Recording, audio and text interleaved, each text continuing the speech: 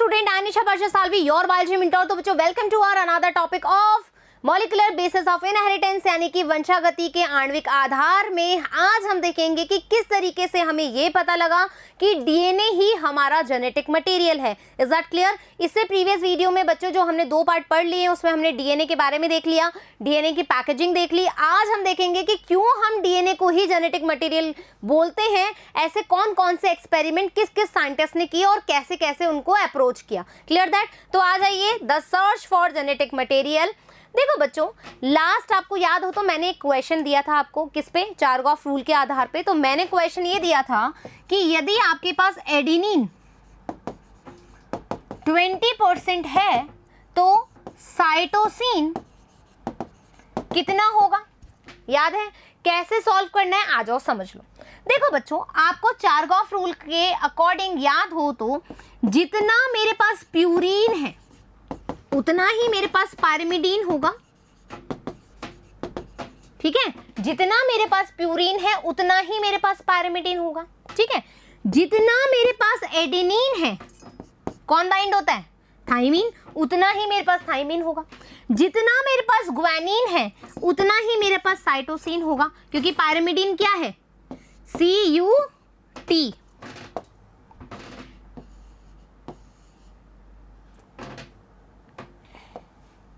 CUT और ये कितना क्या है हमारे पास? AG। क्लियर? तो अब हमें ये पता लग गया, आपको बोल रखा है कि एडेनिन कितना है? 20%। आ जाओ, एडेनिन कितना है? 20%।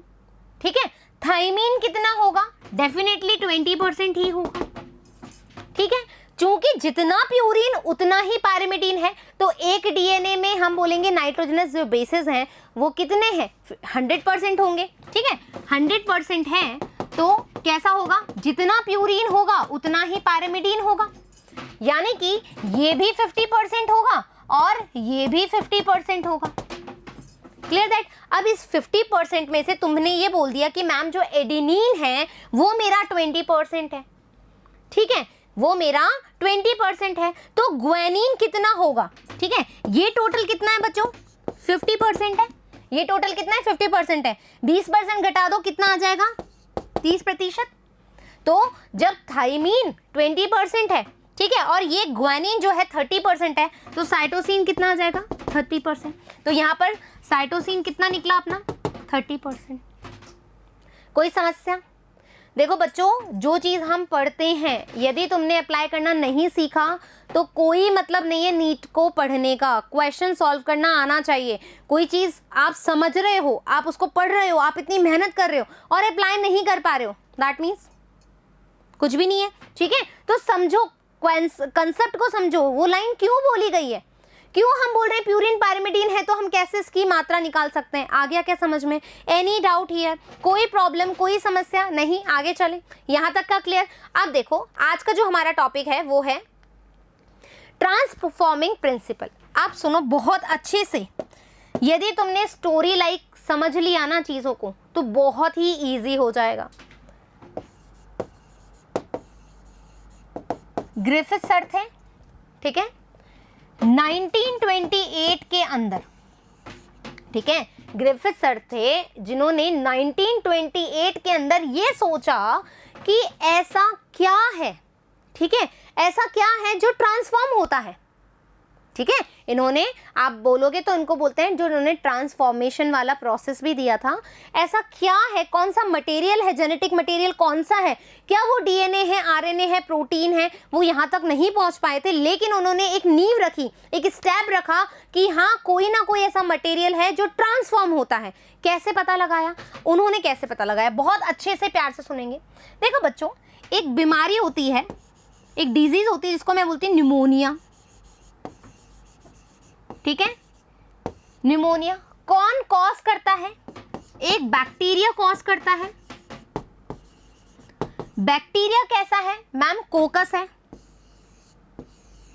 ठीक है, क्या है ये? कोकस है। क्या नाम दे दूं?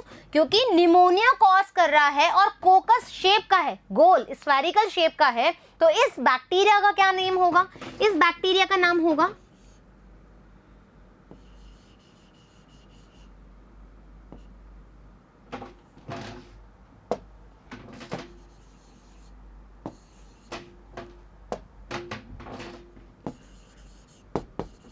स्ट्रेप्टोकोकस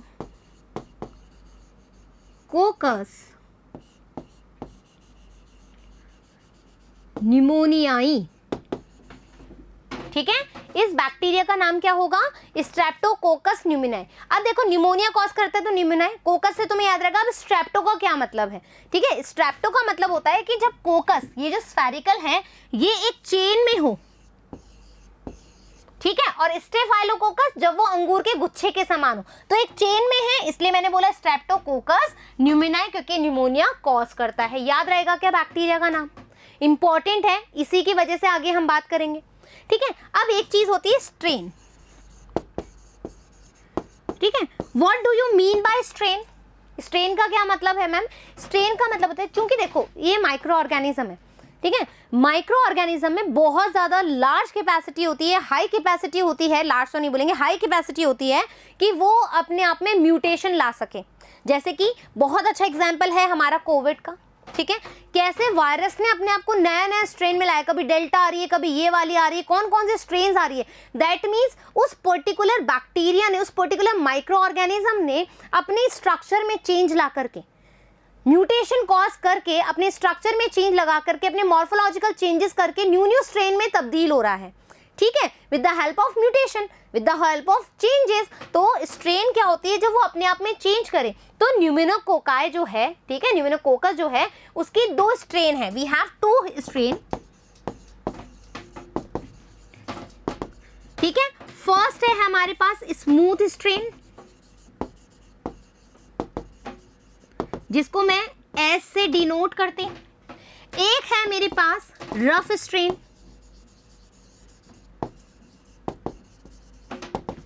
जिसको मैं आर से रिप्रेजेंट करती हूं, ठीक है। अब देखो ये रफ और स्मूथ स्ट्रेन में कैसे आइडेंटिफाई करोगे, कैसे आप डिफरेंशिएट करोगे, तो आ जाओ।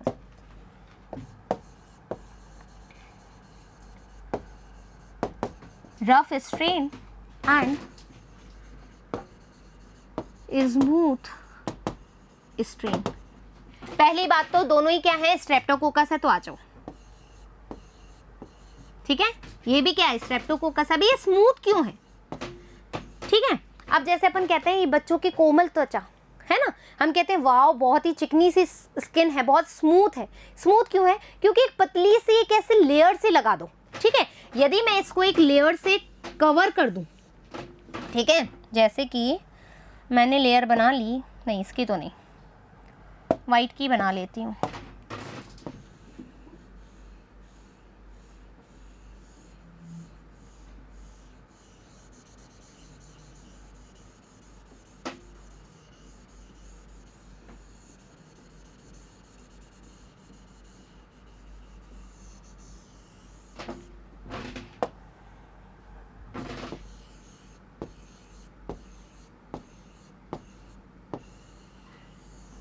ये लो, अरे भैया ये लो, ठीक है। अब देखो, आप देखोगे जो स्मूथ स्ट्रेन है बच्चों, उसके ऊपर एक कवरिंग है, ठीक है, एक लेयर बनी हुई है, और ये लेयर किसकी बनी हुई है? म्यूकस की, ठीक है, जिसको मैं क्या बोलती हूँ? म्यूकोपेप्टाइड, ठीक है, या पेप्टिडो पॉलीसैकेराइड, सॉरी,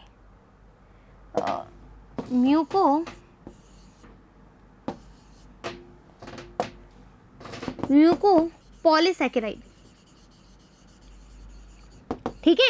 एक म्यूकस बनी हुई है, एक म्यूकस बनी हुई है जो किसकी बनी हुई है? बेसिकली पॉलीसैकेराइड की बनी हुई है। इसी वजह से ये कैसी है? स्मूथ स्ट्रेन है।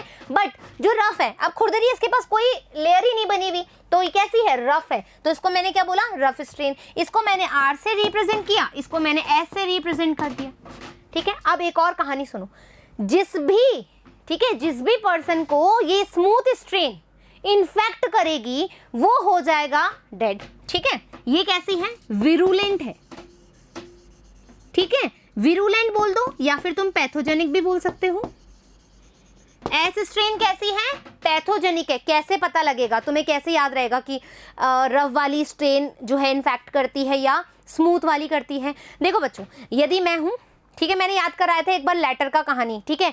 एक लेटर है, यदि तुम एनवेलप में डालोगे तो प्रोटेक्टिव रहेगा, ठीक है, यदि तुम ओपन लेटर दोगे तो सब पढ़ लेंगे। तो यानी कि इसके पास एक कवरिंग है ना, एक लेयर बनी हुई है, एक म्यूकस से कवर है, तो यानी कि यहाँ पर क्या होगा, इसको कोई भी एंजाइम डिग्रेड नहीं कर पाएगा, इजीली नहीं कर पाएगा, तो ये क्या करेगा, इन्फेक्शन कॉज करेगा। यहाँ पर तो कुछ भी नहीं है, तो कोई भी आप एंजाइम डालोगे तो ये जल्दी से डिग्रेड हो जाएगा, किल हो जाएगा। Is that clear?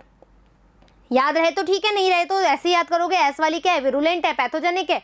जो रव वाली है वो कैसी है, नॉन विरुलेंट, ठीक है, या फिर नॉन पैथोजेनिक। यहां तक की कहानी क्लियर? यहां तक का कोई प्रॉब्लम है क्या? यहां तक स्क्रीनशॉट ले लो बच्चों, ठीक है, यहां तक की चीजें क्लियर हो गई। अब सुनो कि जो ग्रिफिथ सर थे उन्होंने एक्सपेरिमेंट क्या किया। उन्होंने ऐसा क्या किया कि उन्हें पता लगा कि कुछ तो ट्रांसफॉर्म हुआ है। उन्होंने लिया, देखो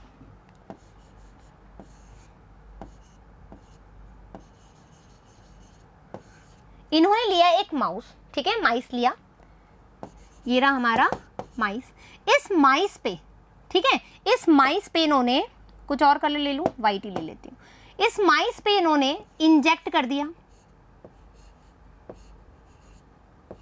ठीक है, ये इंजेक्ट कर दिया। कौन सी स्ट्रेन? ये स्ट्रेन है एस स्ट्रेन, ठीक है, एस स्ट्रेन डाला। अब चूंकि ये विरुलेंट है, चूंकि ये विरुलेंट है, तो ये चूहा कैसा हो गया बेचारा, ठीक है, ये चूहा हो गया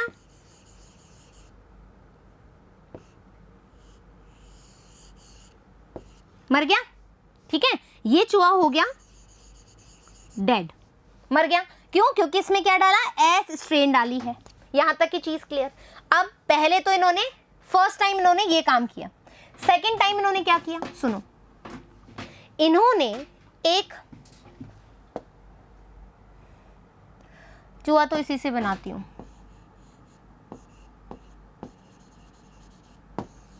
ठीक है, वापस से इन्होंने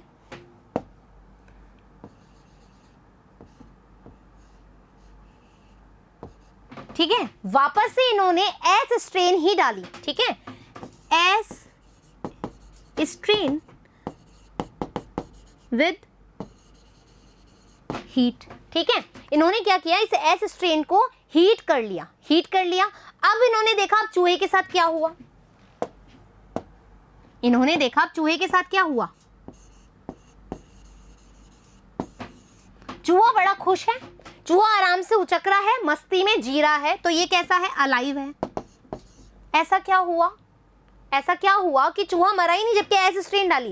देखो बच्चों, हमने क्या किया, जो माइक्रो ऑर्गेनिज्म है, हाँ, जो माइक्रो ऑर्गेनिज्म है उसको हमने क्या किया, हीट दी, तो उसको हमने क्या कर दिया, इनएक्टिव कर दिया। यहाँ पर मैं लिख देती हूँ कि एस, हाँ ठीक है, इधर से लिख देती हूँ, एस स्ट्रेन, ठीक है, become inactive due to heat. Clear that? Second experiment समझ में आ गया। अब उन्होंने और दिमाग लगाया, क्या दिमाग लगाया, आ जाओ। थर्ड बार उन्होंने क्या किया,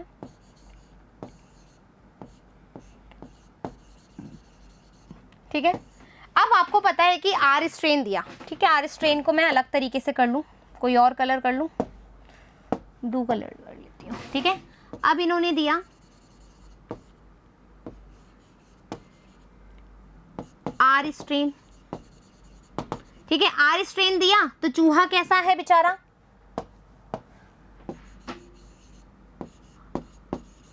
चूहा आराम से खेल रहा है। क्यों? क्योंकि आर स्ट्रेन पैथोजेनिक नहीं है, चूहा मस्ती में है। अब इन्होंने और दिमाग लगाया, क्या दिमाग लगाया, सुनो, ये है फोर्थ एक्सपेरिमेंट, यहां पर नहीं लिखती, यहां पर दिखेगा नहीं, नेक्स्ट पेज पे लिख दूं, नेक्स्ट पेज पे लिख दूं, आ जाओ, फोर्थ, ठीक है। अब इन्होंने चूहा लिया, चूहा बड़ा बेदर्दी से काम नहीं कर रहे चूहे पे। अब इन्होंने क्या किया बच्चों, सुनो बहुत अच्छे सुनो, इन्होंने आर स्ट्रेन लिया, ठीक है, साथ में इन्होंने हीट किल्ड एस स्ट्रेन इस माउस को दिया, तो कैसा होगा ये,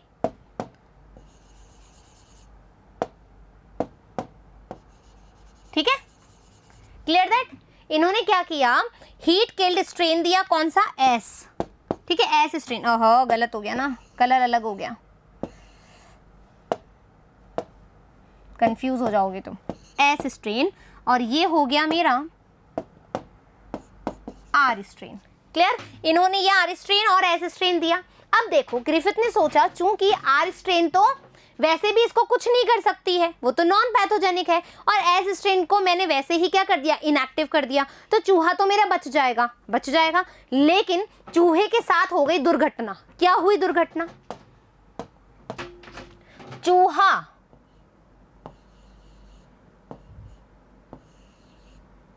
मर गया, चूहा क्या हो गया, डेड हो गया। अब इन्होंने सोचा ऐसा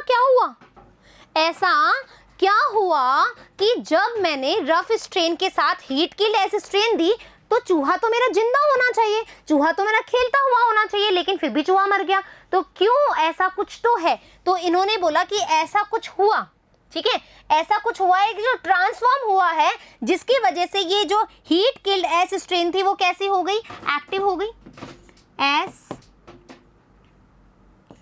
स्ट्रेन एक्टिव, ठीक है, एक्टिव हो गई, इसकी वजह से ये डेड हो गया। तो ऐसा कुछ तो हुआ होगा। तो ये कह रहे हैं कि ऐसा कोई एक मटेरियल ट्रांसफॉर्म हुआ है। क्या हुआ है, कोई ऐसा मटेरियल ट्रांसफॉर्म हुआ है जिसकी वजह से ऐसा कुछ इशू क्रिएट हुआ और ये चूहा जिंदा होने की जगह मर गया है। तो इसी को इन्होंने क्या बोला, ट्रांसफॉर्मिंग प्रिंसिपल बोला, ठीक है। लेकिन इन्होंने नहीं बताया कि वो जेनेटिक मटेरियल क्या था जो ट्रांसफॉर्म हुआ, ठीक है। वो उन्होंने ये नहीं बताया कि वो आरएनए था, उन्होंने ये नहीं बोला कि वो प्रोटीन था, इन्होंने ये भी नहीं बोला कि वो डीएनए था, बस उन्होंने बोला कि हाँ ऐसा कुछ तो है यहाँ पर जो ट्रांसफॉर्म हुआ है, ठीक है, ऐसा कुछ तो मटेरियल है जो ट्रांसफॉर्म हुआ है जिसकी वजह से एस स्ट्रेन अनादर वापस से क्या हो गई, एक्टिव हो गई। Is that clear. ये क्या था, ग्रिफिथ का एक्सपेरिमेंट था, ये क्या था, ग्रिफिथ का experiment. I hope it is clear, सारी चीज समझ में आ गई। यहाँ मैंने लिखा नहीं क्या, एस स्ट्रेन अलाइव, मस्ती में खेल रहा है, ठीक है। ये लो, चलो आप पढ़ लें एक बार, ये एक एक चीज पढ़ते जाते हैं। Transforming principle in vivo experiment by Frederick Griffith ने दिया 1928 में। First experiment in the search for the genetic material, first experiment था, याद रखेंगे, फर्स्ट एक्सपेरिमेंट था जिन्होंने ये बोला कि कुछ ना कुछ चीज जो है वो ट्रांसफॉर्म होती है। तो genetic material was conducted by Frederick हमारा ग्रिफिथ सर, ठीक है। इन्होंने रफ स्ट्रेन लिया, नॉन विरुलेंट है, चूहा आराम से खेल रहा है, मस्ती कर रहा है। स्मूथ स्ट्रेन डाला, चूहा मर गया बेचारा। हीट किल्ड स्मूथ स्ट्रेन लिया, चूहा जिंदा है क्योंकि इनएक्टिव हो गया। रफ स्ट्रेन के साथ हीट किल्ड स्मूथ स्ट्रेन, चूहा मर गया। यही हमने किया एक्सपेरिमेंट में। आ जाओ, in his experiment two strain, कौन सा, S and R, streptococcus pneumoniae, bacterium responsible for the pneumonia were used. इन्होंने ये बैक्टीरिया लिया। When Streptococcus pneumococcal bacteria are grown on a culture plate, some produce smooth shiny colonies. अब colonies कैसे identify करोगे, जो smooth होगी, जो shiny होगी, क्यों, क्योंकि उसके पास क्या है, एक जो हमारी पॉलीसेकेराइड है उसका एक लेयर है। While other produce rough colonies, जो है रफ कॉलोनीज करी। So this is because the S strain bacteria have a mucus polysaccharide coat और capsule, while R strain does not, R strain के पास कोई भी लेयर नहीं थी। Mice infected with S strain virulent die from pneumonia, जिस चूहे को इन्होंने S strain दिया वो न्यूमोनिया से चल बसा। But mice infected with R strain do not develop pneumonia, और जिसको R strain दिया उसको कोई फर्क ही नहीं पड़ रहा था। Griffith was able to kill bacteria by heating them, उन्होंने क्या किया, उस बैक्टीरिया को गर्म किया और उसको इनएक्टिव कर दिया। He observed that heat killed S strain bacteria injected into mice did not kill them. उन्होंने बोला कि जैसे ही मैंने क्या S वाली जो विरुलेंट थी लेकिन उसको मैंने हीट से इनएक्टिव किया तो चूहा मरा ही नहीं, डेड ही नहीं हुआ। तो उन्होंने कुछ और सोचा। When he injected a mixture of, इन्होंने एक मिक्सचर बनाया किसका, हीट किल्ड S का और live R bacteria, the mice dead. R जो कैसा था, R तो लाइव था लेकिन S कैसी थी, हीट किल्ड थी, फिर भी चूहा मर गया। तो उन्होंने क्या बोला, मोर ओवर ही रिकवर्ड लिविंग एज बैक्टीरिया।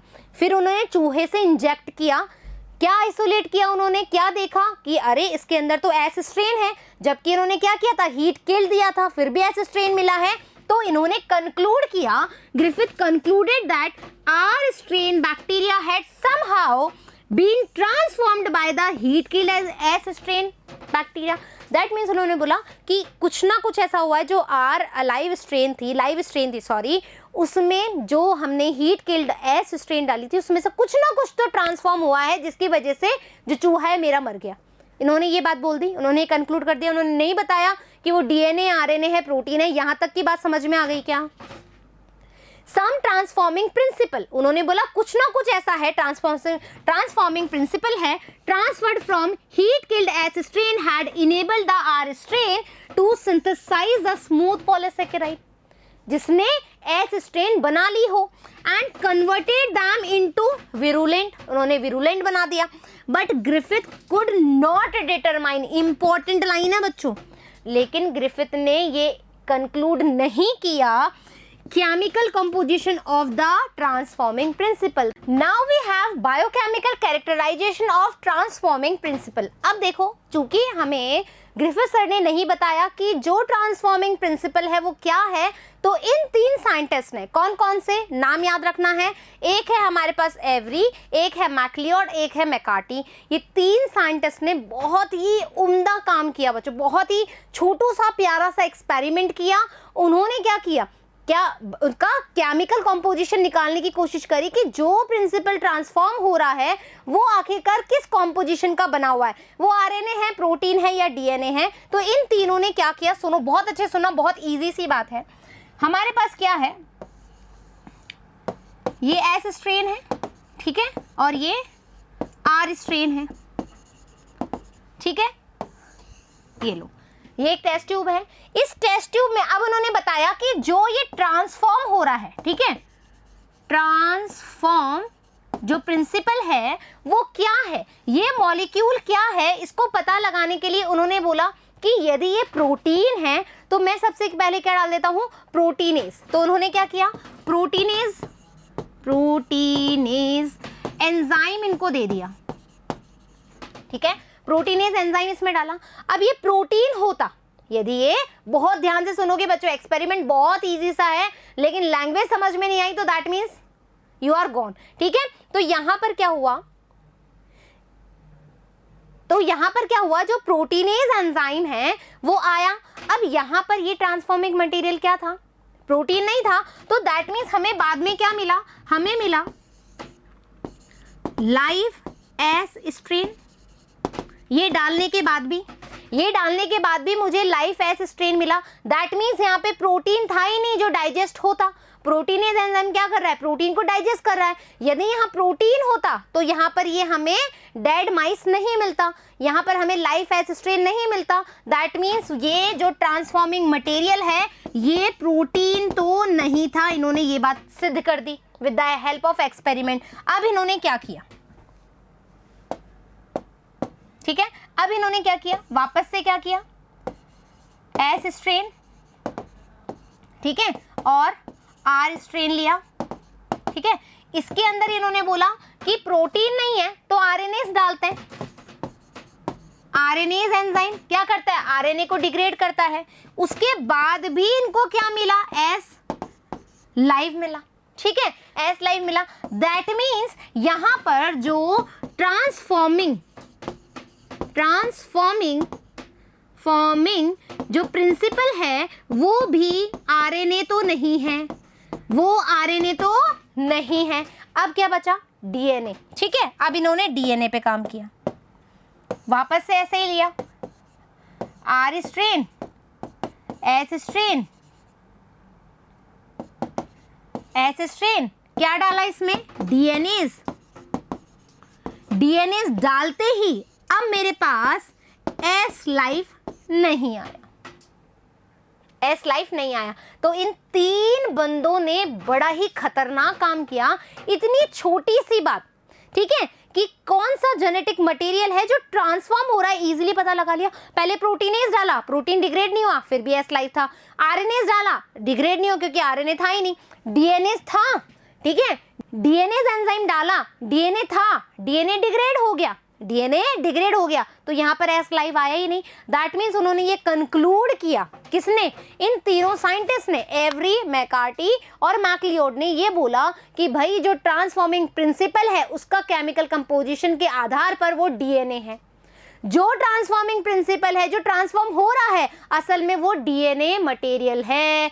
लेकिन डिसअपॉइंट की बात यह है कि उस दौरान जब इन तीन साइंटिस्ट ने वर्क किया, उस दौरान एंजाइम्स के बारे में ज़्यादा किसी को इतना अच्छा नॉलेज नहीं था ना। डीएनए तो आ चुका था, आप ये सोचोगे कि मैम ये तो पता था, डीएनए का स्ट्रक्चर तो आ ही चुका था, लेकिन फिर भी लोग, कुछ जो वैज्ञानिक थे, उन्होंने बोला कि नहीं, हम नहीं मानते कि ये जेनेटिक मटेरियल डीएनए ही है, ये ट्रांसफॉर्मिंग प्रिंसिपल डीएनए ही है। तो इन तीनों ने बहुत अच्छा वर्क किया था, लेकिन फिर भी इनको उपलब्धि नहीं मिली। फिर आया तीसरा एक्सपेरिमेंट, तीसरे साइंटिस्ट ने क्या किया, ठीक है, ये हमने एक फर्स्ट जो एक्सपेरिमेंट किया वो क्या किया, हमारा ग्रिफिथ का ट्रांसफॉर्मिंग एक्सपेरिमेंट। दूसरा हमने क्या किया, बायोकेमिकल कैरेक्टराइजेशन, ठीक है, ऑफ ट्रांसफॉर्मिंग प्रिंसिपल। अब जो तीसरा एक्सपेरिमेंट है वो है ब्लेंडिंग एक्सपेरिमेंट। क्या है, ब्लेंडिंग एक्सपेरिमेंट। एक बार इसको पढ़ लें, आ जाओ एक बार इसको पढ़ लेते हैं, जल्दी इजी हो जाएगा। Biochemical characterisation of transforming principle 1933 to 44, period to the work of Oswald Avery, Colin MacLeod and Maclyn McCarty. The genetic material was thought to be protein.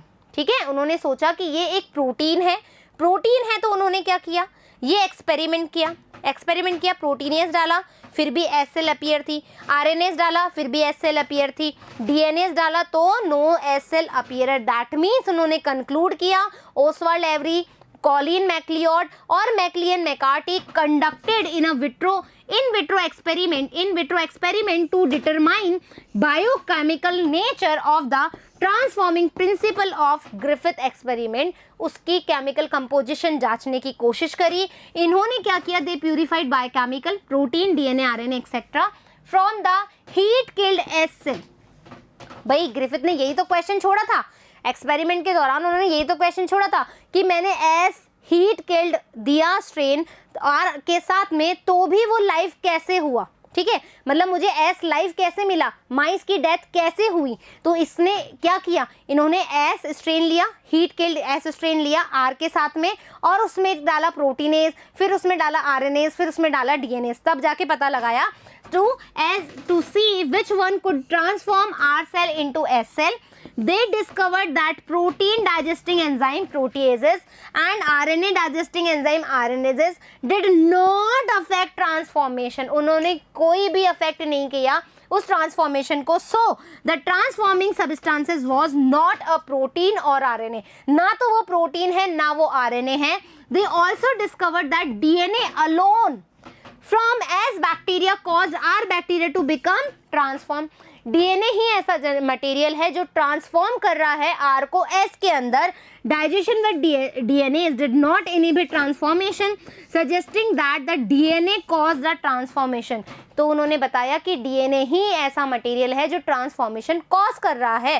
They concluded that DNA is the genetic material and not protein, but all biologist were convinced. उन्होंने बोला कि भाई हम सब ये नहीं मानते हैं कि डीएनए ही हमारा जेनेटिक मटेरियल है या ट्रांसफॉर्मिंग प्रिंसिपल है। फिर हमारे पास दो और साइंटिस्ट आए जिन्होंने और एक्सपेरिमेंट किया, जिसको मैंने बोला ब्लेंडर एक्सपेरिमेंट। अब इसकी कहानी आपको बहुत अच्छे समझनी है, क्योंकि यहाँ पर जो बच्चा आता है वो गोलमाल हो जाता है कि कैसे किया, क्योंकि कुछ चीज़ें तो हमें समझ में ही नहीं आती है। ठीक है, इसको समझने के लिए तुम आप बहुत अच्छे से देखोगे। ठीक है, ब्लेंडर एक्सपेरिमेंट कर रहे हैं अपन। ठीक है, ब्लेंडर एक्सपेरिमेंट में क्या होगा, सबसे पहले तो हमारे पास क्या है, ई कोलाई है। ठीक है, इसका बेसिक जानो बच्चों, पहले इसका बेसिक समझेंगे। ठीक है, जो ब्लेंडर एक्सपेरिमेंट किया हर्शे और चेस ने, उन्होंने क्या किया, एक बैक्टीरियोफाज लिया। ठीक है, बैक्टीरियोफाज लिया। ये बैक्टीरियोफाज का जो नाम था वो था T2 बैक्टीरियोफाज। ठीक है, what do you mean by bacteriophage, ये एक वायरस होता है जो कि किल करता है किसको, बैक्टीरिया को। बैट लिख दिया, ठीक है, जो किल करता है बैक्टीरिया को, ठीक है। अब ये समझो कि ये बैक्टीरिया को किल कैसे करता है, ठीक है। समझने वाली जो बात है वो ये है कि ये बैक्टीरिया को किल कैसे करता है मैम जी। तो बैक्टीरिया को किल करने के लिए देखो,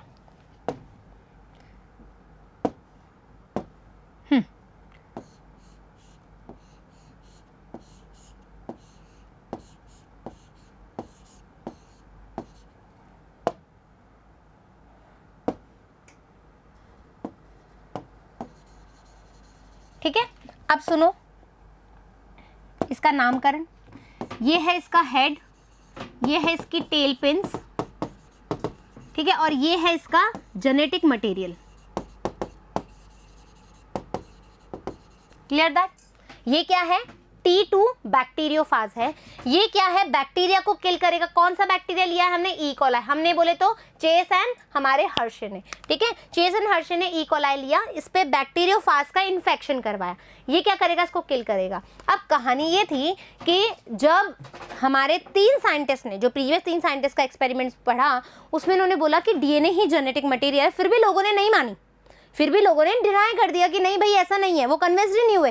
तो इन्होंने क्या किया, इन्होंने बोला कि ठीक है, हम पता लगा सकते हैं। कैसे पता लगा सकते हैं कि भाई जो बैक्टीरियोफाज है, ठीक है, बैक्टीरियोफाज क्या करता है, ये इसको किल करता है। कैसे किल करता है सुनो। यहाँ पर बच्चों वैसे तो बहुत बड़ी कहानी है, लेकिन हम इस कहानी को बहुत शॉर्ट में समझेंगे। ये क्या करता है, पहले अटैच होता है, ठीक है, अटैच होता है। अटैच होने के बाद यहाँ से, ठीक है, यहाँ से ये इसका एक कॉलर होती है ऐसे, इसमें से ये जेनेटिक मटेरियल जो है पहले अटैचमेंट करेगा और इस जेनेटिक मटेरियल को यहाँ पर छोड़ देगा। छोड़ दिया ई कोलाई में। ई कोलाई चूंकि आपको पता है बैक्टीरिया क्या है, छोटू सा होता है, उसका लाइफ स्पैन बहुत छोटू सा होता है, बहुत जल्दी ये क्या करता है, रेप्लिकेट कर लेता है, मल्टीप्लाई कर लेता है अपने जेनेटिक मटेरियल को। तो ये क्या करता है, अब इसको इन्फेक्ट कर दिया, तो जेनेटिक मटेरियल जो रेप्लिकेट होगा वो कौन सा होगा, इसका होगा। तो यहाँ पर कुछ इस तरीके की कहानी आएगी। मान लो ऐसा, ये इसका जेनेटिक मटेरियल है, ये इसके साथ बाइंड अप हो गया, तो क्या होगा,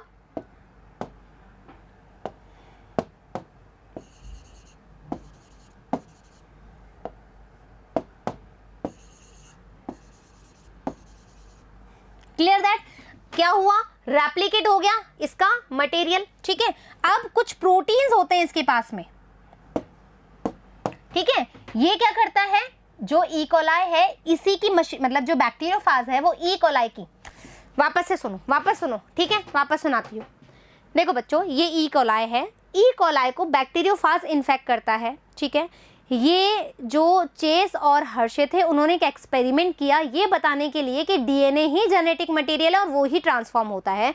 तो इन्होंने क्या किया, सबसे पहले इन्होंने नॉर्मल कहानी बताई। नॉर्मल कहानी बता रही हूँ, अभी एक्सपेरिमेंट वाली बात नहीं करी। नॉर्मली क्या होता है, जो बैक्टीरियोफाज होता है वो अटैचमेंट करता है ई कोलाई से या बैक्टीरिया से, फिर अपना जो जेनेटिक मटेरियल है वो उसमें अंदर छोड़ देता है, मल्टीप्लाई होता है और साथ ही साथ कुछ स्ट्रक्चरल प्रोटीन के द्वारा अपनी कवरिंग भी बना लेता है। कवरिंग कौन सी मैम, कवरिंग ये वाली, ठीक है। बन गए बैक्टीरियोफाज, बन गया बैक्टीरियोफाज, कर लिया मल्टीप्लाई। अब ये इसको लाइसिस करेंगे और दूसरी सेल को इन्फेक्ट करेंगे और ये बैक्टीरिया को किल कर देंगे, ठीक है। ये नॉर्मल फंक्शन है, नॉर्मल फिनोमिना है इसको रेप्लिकेट कराने का। अब जो ब्लेंडर हमारा एक्सपेरिमेंट है उस दौरान क्या होगा ये समझो, ठीक है। ब्लेंडर एक्सपेरिमेंट है वो कैसे होगा,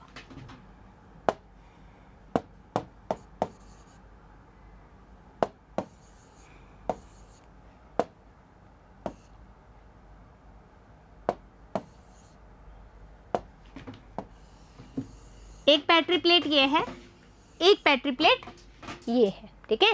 एक पेट्री प्लेट ये है, एक पेट्री प्लेट ये है। अब क्या किया इन्होंने जो ई कोलाई था, ठीक है, एक में तो क्या किया,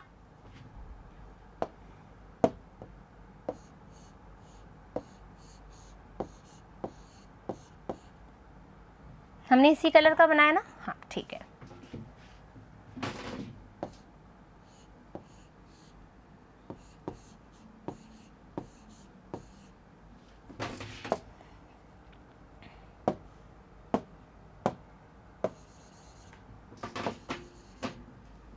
ठीक है, 2 पेट्री प्लेट ली और उसके अंदर बैक्टीरियोफाज का इन्फेक्शन कराया बैक्टीरिया को, ठीक है, ई कोलाई को।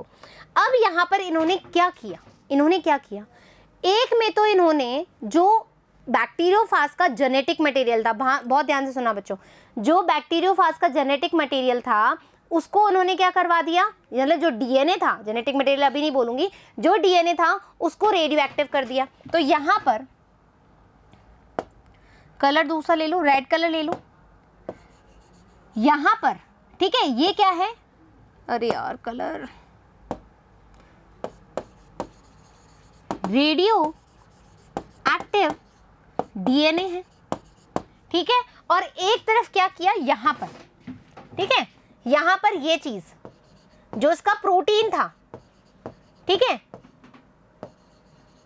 रेडियो एक्टिव प्रोटीन,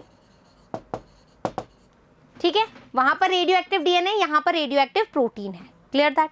अब इन्होंने क्या किया बच्चों, जब सेंट्रीफ्यूज किया, ठीक है, अब यहां पर जो रेप्लिकेट होंगे, तो यहां पर क्या मिलेगा अपन को, इस तरीके से, ये लो,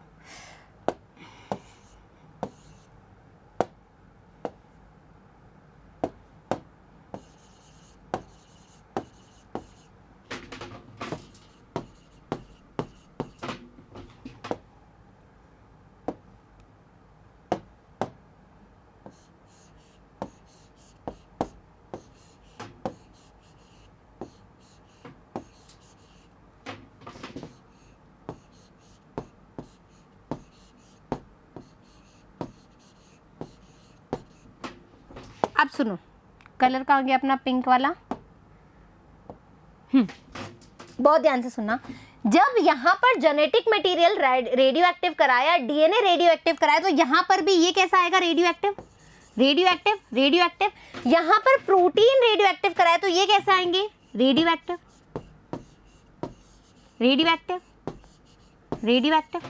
ठीक है, ये हो गया।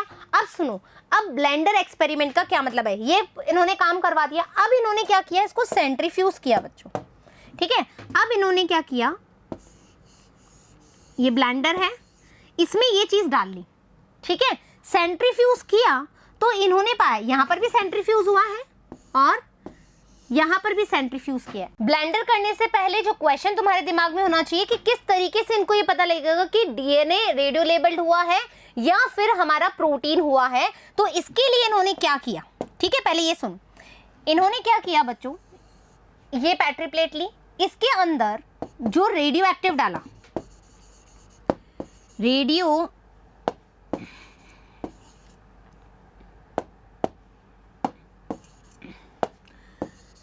एक्टिव फॉस्फोरस, ठीक है, और एक पेट्री प्लेट में डाला रेडियो एक्टिव सल्फर, ठीक है, रेडियो एक्टिव सल्फर और रेडियो एक्टिव फॉस्फोरस। अब मुझे बताओ कि किसमें जो है डीएनए लेबल्ड होगा और किसमें प्रोटीन होगा। देखो बच्चों, इतना तो तुम्हें भी पता है, इतनी देर से मैं कह रही हूँ कि एसिडिक इन नेचर, क्यों, क्योंकि फॉस्फोरस कहाँ अटैच होगा, डीएनए के साथ। तो इस वाली पेट्री प्लेट में क्या होगा, जो डीएनए है वो रेडियो एक्टिव होगा, रेडियो एक्टिव डीएनए, क्यों, क्योंकि फॉस्फोरस पाया जाता है, और जहां पर सल्फर है वहां पर क्या पाया जाएगा, रेडियो एक्टिव प्रोटीन। ये बात समझ में आ गई, कि उन्होंने रेडियो एक्टिव लेबल कैसे किया, क्लियर। अब इन्होंने क्या किया, सुनो, ब्लेंडर किया। ब्लेंडर क्यों किया, उन्होंने जो घर पे हमारा जो मिक्सर होता है, जो ब्लेंडर होता है, उसमें इन्होंने मिक्स किया। कैसे किया, आ जाओ। इससे पहले तुम एक चीज और समझ लो, सेंट्रीफ्यूज, ठीक है, सेंट्रीफ्यूज क्या है, जैसे आप घर पे मिक्सी चलाते हो, मिक्सी क्या करता है, तो एक स्लरी बन जाती है, एक हम कह सकते हैं इवन स्लरी बन जाती है, राइट। यहाँ पर भी सेंट्रीफ्यूज भी उसी हिसाब से काम करता है, सेडिमेंटेशन के ऊपर वर्क करता है। ये क्या करता है, मान लीजिए कि जो हमारे साइंटिस्ट थे, कौन कौन से, हर्शे और हमारे चेस, इन्होंने क्या किया, इस तरीके से मिक्सर लिया, ब्लेंडर लिया, और यहां पर क्या किया उन्होंने, इसको चलाया तो इनके पास दो फेजेस आई, दो फेज आई। कौन सी फेज आती है? मान लो ये सेंट्रीफ्यूगेशन ट्यूब है, ठीक है, यहां पर जो एक्वस होगी, ठीक है, एक्वस जो फेज होगी बच्चों, उसको उसने बोला सुपर नेटेंट, और जो नीचे डेब्रीज होंगी, ठीक है, इसको हम बोलते हैं पैलेट। ये बात याद रहेगी, पैलेट और सुपर नेटेंट याद रहेगा। जो ऊपर एक्वस फॉर्म होगा वो सुपर नेटेंट, और जो नीचे होगा डेब्रीज होगी वो होगी पैलेट। जब हम सेंट्रीफ्यूज करते हैं किसी भी टिश्यू को तो सबसे पहले क्या आता है? प्रोटीन, ठीक है, प्रोटीन आइसोलेट हो जाता है तो सुपर नेटेंट में क्या आएगा? प्रोटीन आएगा। अब सुनो, यहां तक की चीज क्लियर हो गई। एक बार अब इनका जो एक्सपेरिमेंट है वो देखो, ठीक है। अब इन्होंने क्या किया? Bacteriophage radio active label protein capsule, ठीक है, कैप्सूल को उन्होंने किया है तो यहां पर क्या आ जाएगा? सल्फर कंटेनिंग आ जाएगा, सल्फर कंटेनिंग। अब सुनो, यहां पर अब कैसे पता लगेगा कि कौन सा हमारा जेनेटिक मटेरियल है? डीएनए है कि हमारा प्रोटीन है? यहां पर रेडियो एक्टिव है, ठीक है, कौन सा? प्रोटीन है। यहां पर क्या? ये ई कोलाई है, ये ई कोलाई है हमारा, इन्फेक्ट किया, रेडियो लेबल क्या है? प्रोटीन है। यहां पर इसने क्या किया? मल्टीप्लाई करना स्टार्ट किया, ई कोलाई ने मल्टीप्लाई किया, मल्टीप्लाई करेगा तो यहां पर आप देखोगे कि कोई भी रेडियो एक्टिव डिटेक्ट ही नहीं हुआ, यहां पर कोई भी रेडियो एक्टिव प्रोटीन डिटेक्ट ही नहीं हुआ, ठीक है। तो ऐसा क्या ट्रांसफॉर्म हुआ? फिर उन्होंने दूसरा देखा, दूसरा कौन सा देखा? रेडियो एक्टिव जो फॉस्फोरस डीएनए लेबल किया था वो इन्होंने डाला, इंजेक्ट कराया, इंजेक्ट कराने के बाद उन्होंने देखा कि ब्लेंडिंग करी, ब्लेंडिंग के बाद जब इन्होंने सेंट्रीफ्यूज में देखा तो हमारे पास जो पैलेट है, ठीक है, जो नीचे वाला, सुपर नेटेंट में नहीं आया, देखो, no radioactive detected in supernatant में कुछ नहीं आया, लेकिन जो radioactive detected in cells हैं, ठीक है, उसके अंदर क्या आ गया? हमारे पास फॉस्फोरस आ गया। तो इससे क्या पता लगा कि जो प्रोटीन रेडियो एक्टिव हुआ, जो प्रोटीन रेडियो एक्टिव था वो पास ऑन नहीं होता है, वो ट्रांसफॉर्म नहीं होता है। क्यों? ट्रांसफॉर्म कौन हो रहा है? डीएनए ट्रांसफॉर्म हो रहा है, डीएनए ट्रांसफॉर्म हो रहा है, तभी तो रेडियो एक्टिव आया। यहां पर कौन सा आया? चूंकि यहां पर सल्फर कंटेनिंग था तो सुपर नेटेंट के अंदर हमारे पास क्या आया? ठीक है, सुपर नेटेंट के अंदर हमारे पास क्या आया? रेडियो एक्टिव, हमारे पास प्रोटीन आए। यहां तक की चीजें क्लियर हो गई, ब्लेंडिंग वाला समझ में आ गया। इसको एक बार रीड आउट कर ले। Blender experiment, the unequivocal proof that DNA is the genetic material came from the experiments of Alfred Hershey and Martha Chase 1952। इन्होंने एक एक्सपेरिमेंट किया जिससे ये पता लगा दिया कि डीएनए ही जेनेटिक मटेरियल है। They worked with E. coli and virus called T2 bacteriophage। Virus कौन सा लिया? T2 bacteriophage, और E. coli इन्होंने बैक्टीरिया लिया। लाइक ये एक्सपेरिमेंट किया। देखो, द बैक्टीरियोफाज अटैच, नॉर्मली जो मैंने पहले बताया था कि बैक्टीरियोफाज जो है अटैच होता है the bacteria and its genetic material then enter to bacterial cell. Bacterial cell है, ये बैक्टीरियल सेल है, ये बैक्टीरियोफाज है, अटैच हुआ, अपना जेनेटिक मटेरियल इसके अंदर छोड़ दिया, enters the bacterial cell. The bacterial cell treats the viral genetic material. अब ये बैक्टीरियल सेल, ठीक है, जो उसने जेनेटिक मटेरियल डाला है इसके अंदर, वो अब बैक्टीरिया क्या सोच रहा है? ये मेरा ही जेनेटिक मटेरियल है, बुद्धू है ना, मेरा ही जेनेटिक मटेरियल है, तो ट्रांसफॉर्म करता, ये क्या करता रहेगा? मल्टीप्लाई करता रहेगा, ठीक है। The bacterial cell treats the viral genetic material, जो बैक्टीरियोफेज से आया है, फाज से आया है, if it is own and subsequently manufactures more virus particle. उसने क्या किया? उसका मैन्युफैक्चर करना स्टार्ट कर दिया। Hershey and Chase work to discover whether it was protein और डीएनए। उन्होंने ये पता लगाने के लिए एक एक्सपेरिमेंट किया कि ये डीएनए है कि प्रोटीन है। The viruses that enter the bacteria, जब वायरस बैक्टीरिया में एंटर होता है, they grew some viruses on the medium that contain radioactive phosphorus. उन्होंने मीडिया लिया जिसके अंदर रेडियो एक्टिव फॉस्फोरस था, and some other on medium that contain radioactive sulphur. एक मीडिया में उन्होंने रेडियो एक्टिव सल्फर डाला, एक मीडिया में उन्होंने रेडियो एक्टिव फॉस्फोरस डाला। Clear? Virus grown in the presence of radio active phosphorus. जो वायरस ग्रोन हुआ, ठीक है, जो वायरस, देखो, ओहो, ये लिया इन्होंने फॉस्फोरस कंटेनिंग रेडियो एक्टिव, और ये लिया इन्होंने सल्फर रेडियो एक्टिव। ठीक है, यहां पर वायरस जो है वो ग्रोन ही नहीं हुआ क्योंकि रेडियो एक्टिव आया ही नहीं। यहां पर रेडियो एक्टिव आ गया यानी कि ग्रोन हुआ, तो यानी कि जेनेटिक मटेरियल पास ऑन होता है। कौन सा? DNA. Radioactive phosphorus contain radioactive DNA but not radioactive protein because DNA contains phosphorus but protein does not. जहां पर हमें रेडियोएक्टिव लेबल कहां मिलेगा? जो डीएनए होगा। क्यों? क्योंकि फास्फोरस किस में प्रेजेंट होता है? डीएनए में, ना कि प्रोटीन के अंदर। Similarly, virus grown on radioactive sulfur contained radioactive protein but not radioactive DNA। जो वहां पर ग्रोन हुआ वहां पर डीएनए रेडियोएक्टिव नहीं था लेकिन प्रोटीन था। दैट मीन्स सल्फर वाला, ठीक है, जो सल्फर वाला है वहां पर कौन हुआ? प्रोटीन। डीएनए हुआ ही नहीं क्योंकि वहां पर हमने क्या नहीं डाला? फास्फोरस नहीं डाला। Does not contain sulphur. Radioactive phages were allowed to attach to E coli bacteria. जो रेडियोएक्टिव फाजेस थे उनको अलाउ कर दिया गया कि वो ई कोलाई पे जाकर के एंटर हो जाएं। Then as a infection proceed, जैसे ही, ठीक है, अब ये ई कोलाई लिया, ये बैक्टीरियोफाज लिया जो कि रेडियो एक्टिव था और इससे इन्फेक्शन कराया। The viral coat were removed from the bacteria by agitating them in a blender. Blender के अंदर ये सब काम कहाँ पर हुआ? ब्लेंडर के अंदर हुआ। ठीक है, एजिटेट किया जिसकी वजह से प्रोटीन हट गए और जो उसका जेनेटिक मटेरियल था वो ट्रांसफॉर्म हो गया। The virus particle were separated from the bacteria bye spinning them in a centrifuge. A kitchen blender was used to centrifugation, that's why this experiment is known as blender। क्योंकि इन्होंने kitchen का blender use किया था centrifuge करने के लिए, spinning करने के लिए, इसीलिए इसको हम क्या कहते हैं? ब्लेंडर एक्सपेरिमेंट कहते हैं। So bacteria which was infected with viruses that had radioactive DNA, जो भी बैक्टीरिया रेडियोएक्टिव फाजेस के द्वारा इन्फेक्शन हुआ था जिनको, उसमें रेडियोएक्टिव फास्फोरस पाया गया। Radioactive indicating that DNA was the material that passed from the virus to the bacteria. That means उन्होंने ये बताया कि जो डीएनए है, ठीक है, वो ही क्या होता है? ट्रांसफॉर्म होता है कहाँ से? वायरस से बैक्टीरिया के अंदर। Bacteria that were infected with viruses that had radioactive protein were not radioactive। लेकिन प्रोटीन जो है वो तो रेडियोएक्टिव नहीं थे। This indicate that protein did not enter the bacteria from the viruses। इससे उनको क्या पता लगा कि प्रोटीन जो है वो बैक्टीरिया में पास ऑन नहीं होते हैं। DNA is therefore the genetic material that is passed from the virus to bacteria। तो कंक्लूजन क्या निकला? कंक्लूजन निकला DNA is the genetic material and not protein.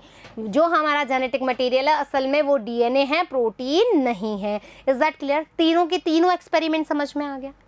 अब हमारे पास प्रॉपर्टीज ऑफ जेनेटिक मटेरियल है। जेनेटिक मटेरियल की प्रॉपर्टीज क्या है? देखो, सबसे बड़ी बात तो है जो डीएनए है वो रेप्लिकेट हो सकता है, आरएनए रेप्लिकेट नहीं होता है। ठीक है, और इसकी क्या प्रॉपर्टी है? ये मेंडेलियन एक्सपेरिमेंट को अच्छे से एक्सप्रेस कर सकता है।